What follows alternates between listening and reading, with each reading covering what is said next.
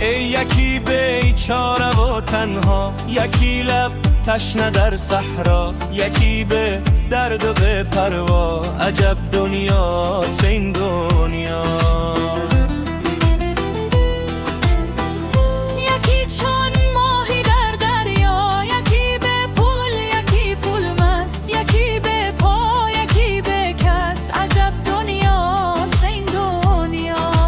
ای عجب دنیاست این دنیا.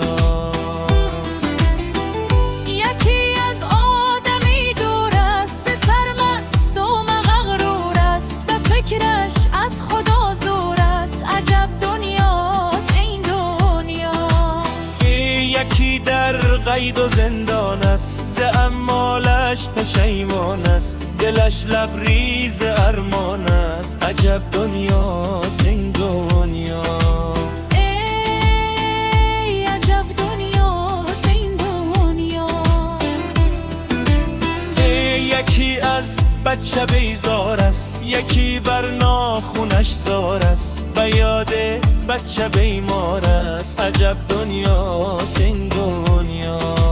او یکی دور از وطن باشد، چه گل دور از چمن باشد، که جان جور ز تن باشد. عجب دنیاست این دنیا.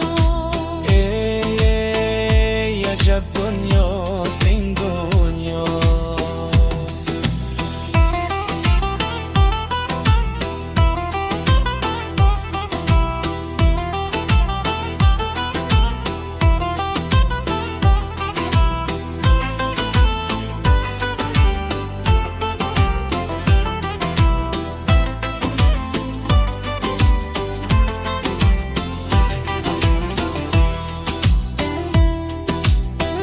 یکی بی دین و ایمان است، و خدمت کار شیطان است، پی آزار انسان است. عجب دنیاست این دنیا. یکی از عشق دیوانه، در میان مردم افسانه، یکی به کوی و به خانه. عجب دنیاست این دنیا. عجب دنیاست این دنیا. یکی امید زن دارد، یکی یاد وطن دارد، یکی فکر کفن دارد. عجب دنیاست این دنیا.